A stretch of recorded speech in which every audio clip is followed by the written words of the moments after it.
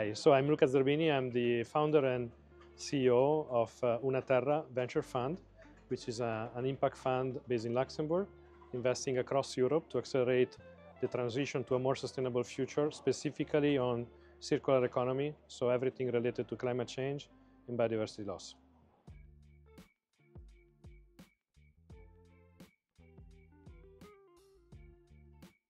The reason is that I spent a long time in my career focused on innovation, growth, and at some point I realized that it was important also to have a very strong purpose. So since I moved back from the US to Europe, I've only worked in companies with a very strong environmental agenda, reduction of emission for cars, then packaging, then efficiency of buildings, lighting, etc.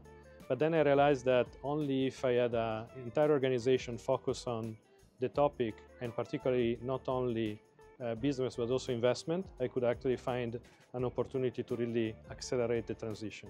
And since we are really out of time, it's important that we not only transition but also very quickly.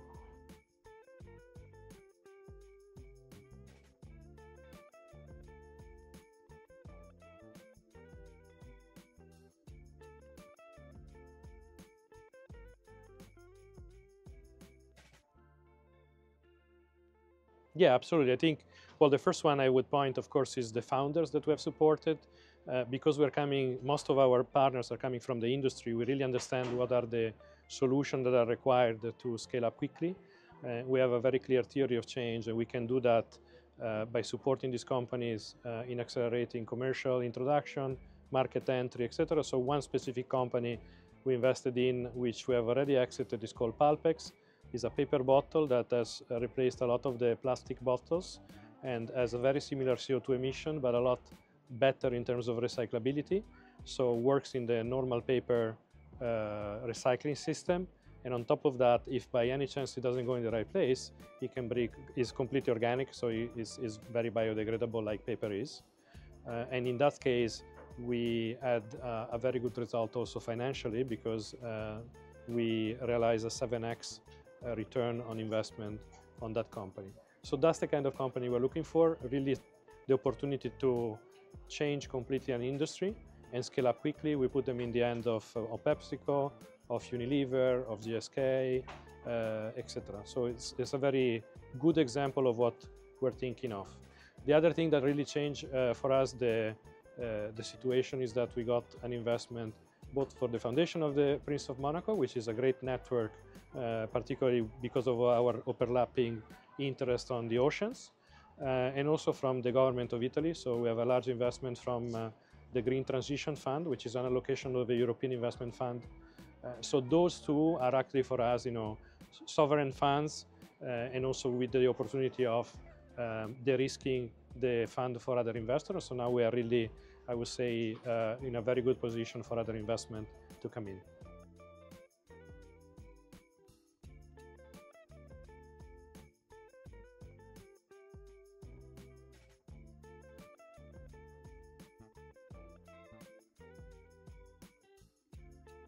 Yeah, I think the two of them are absolutely not in a trade-off. We believe that actually sustainability is another way to create additional value. And in our fund objectives, we have definitely top level type of targets from a financial perspective, but we also have two targets, which are CO2 emission and plastic waste. So we're looking for 2 gigatons of CO2 emission and 1 million tons of plastic waste to be eliminated through the investment we will make. So at a company level, we expect every company to contribute to that objective. And we ensure that we have a tracking of the progress, not only on the financial side, but also on the sustainability side. And the last thing I would say, which I think is very important, not only we're an Article 9 fund and a B Corp, but we also have put half of our profit at stake. So it's important really also for our incentive system to be completely aligned. And so as a result, half of our profit is related to the financial side, and half of the profit is related to the achievement of the impact objectives.